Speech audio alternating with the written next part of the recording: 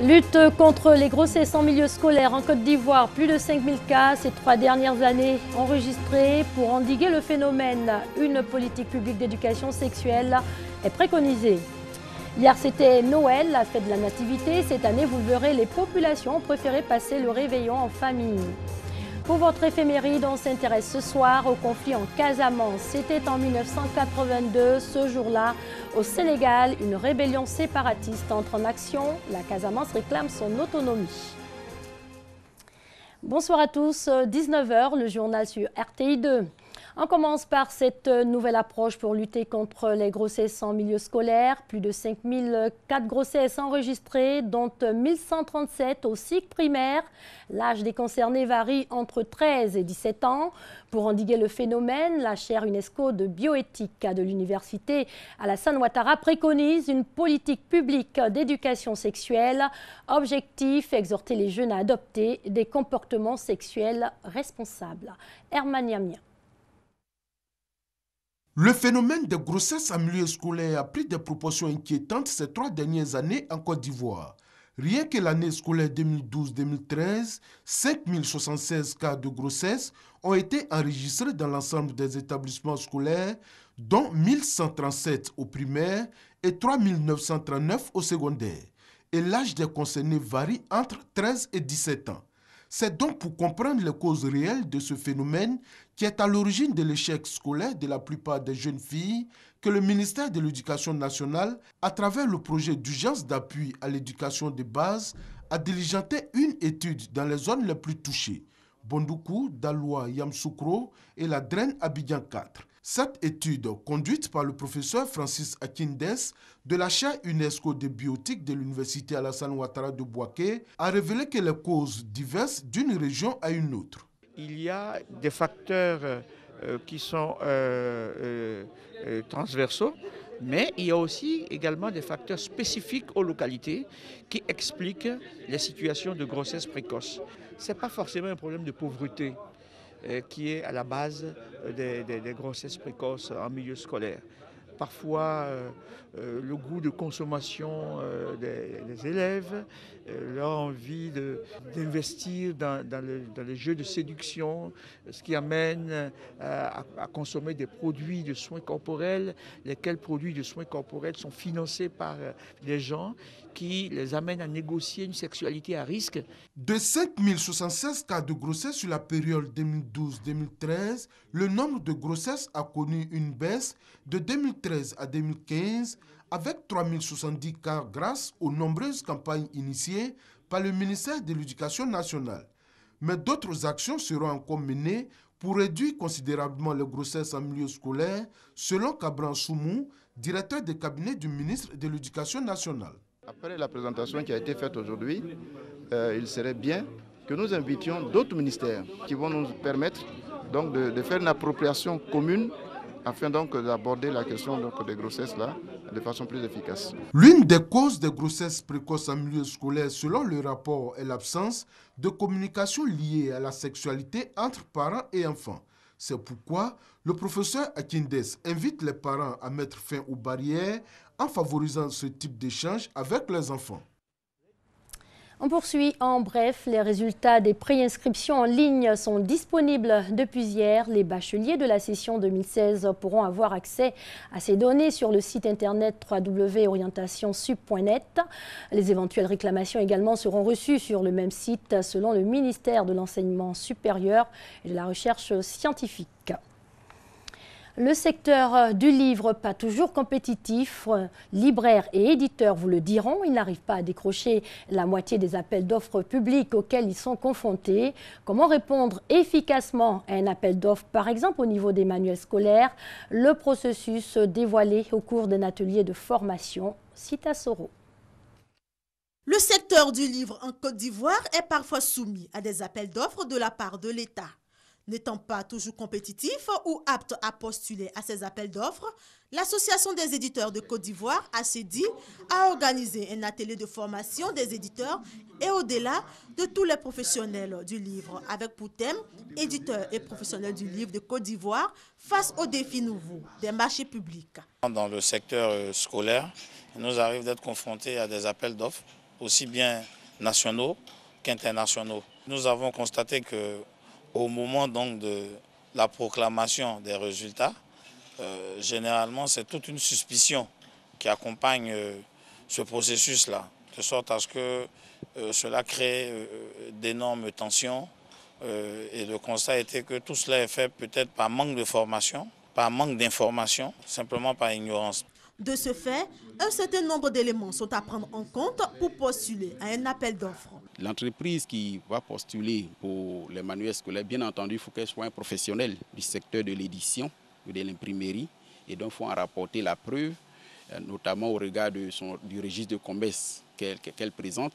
Et également, il faut l'expérience de ce qu'on a par ailleurs fait de telles réalisations.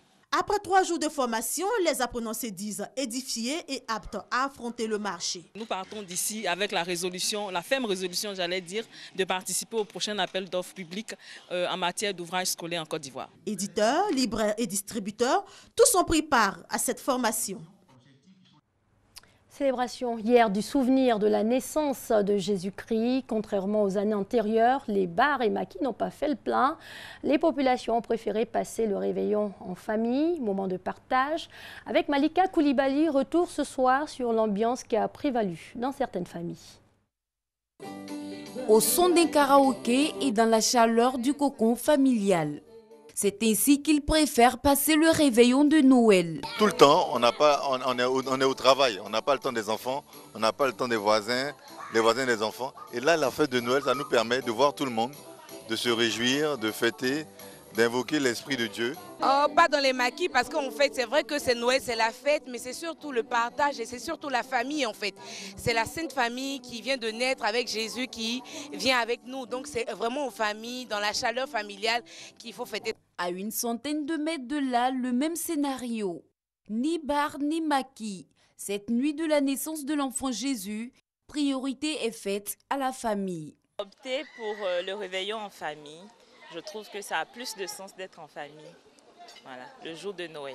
Nous devons consacrer ce moment à nos enfants, donc rester à nos enfants. Nous ne pouvons pas aller à nos enfants dans les maquis ou dans les buvettes. Et ce jour-là, c'est vrai que chaque soir, on n'arrive pas à temps à la maison pour vous embrasser, pour vous dire que vous êtes là ou que nous sommes là. Et cette Noël-là, on passe avec nos enfants pour leur dire que nous sommes là, nous pensons à vous tous les jours. Rester en famille pour le réveillon, une option qui plaît aux enfants. Passer du temps auprès de ses parents, ça permet de voir l'arrivée du Père Noël. Petit Papa Noël, quand tu descendras du ciel, avec tes jouets par milliers. Je dis merci au Père Noël de m'avoir donné de gros cadeaux. Content de recevoir ce cadeau du Père Noël. Je vais bien travailler à l'école. Le réveillon de la Noël en dehors des églises, certains le préfèrent dans la chaleur des bars et maquis. Mais pour eux, c'est encore mieux en famille pour le bonheur de leurs enfants. Noël tragique hier dans l'ouest de l'Ouganda. Au moins 30 footballeurs locaux et supporters meurent noyés. Ils participaient à une fête qui se déroulait à bord d'un bateau. La fête s'est muée en drame. Les naufrages d'embarcations sont fréquents sur le lac Albert. Toujours à propos de football, les petits Nigérians rêvent du Barça. À 12 ans, le petit Yacoub vient d'intégrer la toute nouvelle académie du FC Barcelone à Lagos. Reportage. C'est une première en Afrique subsaharienne. Le FC Barcelone ouvre une académie de football à Lagos, au Nigeria. Calquée sur les standards du club catalan, l'école accueille 400 footballeurs en herbe pour sa première saison. Dans un pays où les centres de formation ne sont pas nombreux, le FC Barcelone est bien décidé à élever le niveau de jeu du Nigeria avec sa nouvelle pépinière. Ça va être une révolution pour les joueurs nigérians et le football au Nigeria. Et le championnat local va aussi en profiter, parce que nous avons des entraîneurs qui sont formés et ils vont ensuite entrer sur le marché. Et nous avons aussi tous ces jeunes qui vont jouer ici et en Afrique de l'Ouest. Avec ses 20 millions d'habitants, Lagos représente un potentiel vivier où le FC Barcelone compte trouver le Lionel Messi de demain. Bernabia supervisera les entraînements avec l'intention de changer les pratiques. Les entraînements et la façon de penser le football sont très différentes. Mais nous voulons introduire notre vision et notre manière de s'entraîner. Sur le terrain, cette nouvelle école donne de l'espoir à la jeunesse. Bien que le championnat anglais soit beaucoup plus populaire que la Ligue espagnole, les apprentis footballeurs accueillent chaleureusement le géant catalan. Je supporte Arsenal, mais on doit tous commencer quelque part. Tu ne peux pas choisir ton équipe à mon âge. Il faut prendre ce que l'on nous offre. Je suis content parce que les autres footballeurs vont voir que les Nigérians ont du talent et que l'on peut faire mieux que les autres. Mais le FC Barcelone n'est pas le seul club à lorgner sur le Nigeria. Le Paris Saint-Germain a signé des accords commerciaux avec plusieurs marques locales pour promouvoir l'image du club et peut-être recruter les champions de demain. En images, on part à Madagascar avec une production annuelle de 7000 tonnes de cacao. L'île ne pèse pas lourd à côté de la Côte d'Ivoire. En effet, notre pays en produit plus d'1,5 million, mais à défaut de quantité, la grande île mise sur la qualité du cacao fin issu de plantations bio. C'est une production très prisée par les chocolatiers. Et toujours en images, il est l'homme le plus gros du monde, le Mexicain Juan Pedro. Il se lance un défi, il veut tenter de perdre 300 kg en 2017. L'objectif visé est de réduire de moitié sa masse qui est de 590 kg. Pour votre éphéméride, on s'intéresse ce soir au conflit en Casamance. C'est l'un des épisodes marquants de l'histoire du Sénégal indépendant. Plus de 30 ans que cela dure, c'était en 1982. Ce jour-là au Sénégal, une rébellion séparatiste entre en action. La Casamance réclame son autonomie. Franck Quadio. 26 décembre 1982, Ziguinchor. Les sympathisants du mouvement des forces démocratiques de Casamance, MFDC, créé en 1947, lancent une grande marche. Les populations réclament davantage d'égards de la part du pouvoir, la région jugée délaissée par les autorités sénégalaises. Les organisateurs dénoncent le mépris culturel du Nord vis-à-vis du Sud, la Casamance. La marche sera réprimée par l'armée. Le MFDC va durcir le ton et constituer une aile armée, l'Atika. Le séparatisme est la nouvelle donne désormais envisagée.